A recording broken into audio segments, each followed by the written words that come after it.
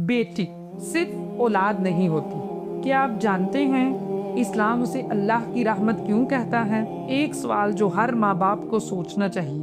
کیا ہم اپنی بیٹی کے ساتھ وہی سلوک کرتے ہیں جو نبی صلی اللہ علیہ وآلہ وسلم نے سکھایا؟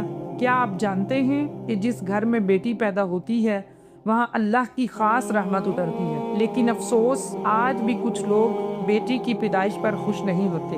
مگر سوال یہ ہے کہ کیا بیٹی واقعی بوجھ ہے یا پھر اللہ کی رحمت؟ قرآن کریم میں اللہ رب العزت نے ارشاد فرمایا وَإِذَا بُشِّرَ أَحَدُهُمْ بِالْأُنثَىٰ ظَلَّ وَجْهُهُ مُسْوَدًّا وَهُوَ كَظِيمٌ۔ جب ان میں سے کسی کو بیٹی کی خبر دی جاتی تھی تو وہ غمگین ہو جاتا تھا۔ اسلام آیا اور اس نے سوچ کو بدل دیا۔ نبی صلی اللہ علیہ وآلہ وسلم اپنی بیٹی حضرت فاطمہ الزہرا رضی اللہ تعالیٰ عنہا سے کتنا پیار کرتے تھے۔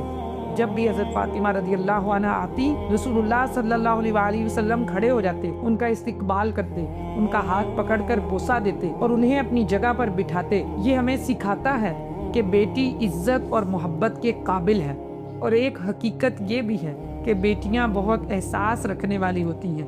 بیٹا شاید اپنی مصروفیات میں لگ جائے، لیکن بیٹی باپ کے چہرے کی ایک اداسی بھی فوراً پہچان لیتی ہے۔ ماں کی تھکن دیکھ کر خاموشی سے اس کے کام میں ہاتھ بٹا دیتی ہے۔ بیٹیاں گھر میں صرف رہتی نہیں، گھر کے ہر درد اور ہر خوشی کو محسوس کرتی ہیں۔ اس لیے کہتے ہیں کہ بیٹیاں اللہ کی دی ہوئی سب سے نرم دل نعمت ہوتی ہیں۔ نبی صلی اللہ علیہ وآلہ وسلم نے فرمایا شخص کی 3 بیٹیاں ہوں اور وہ ان کی اچھی پرورش کرے اور ان کے ساتھ اچھا سلوک کرے تو اس کے لیے جنت ہے۔ اسی طرح ایک صحابی نے پوچھا اگر 2 بیٹیاں ہوں تو آپ نے فرمایا 2 ہوں تب بھی۔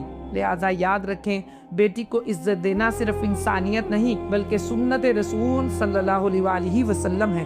جب کسی کے گھر بیٹی پیدا ہو تو یہ نہ کہیں کہ افسوس، بلکہ دل سے کہیں کہ مبارک ہو، آپ کے گھر اللہ کی رحمت آئی ہے۔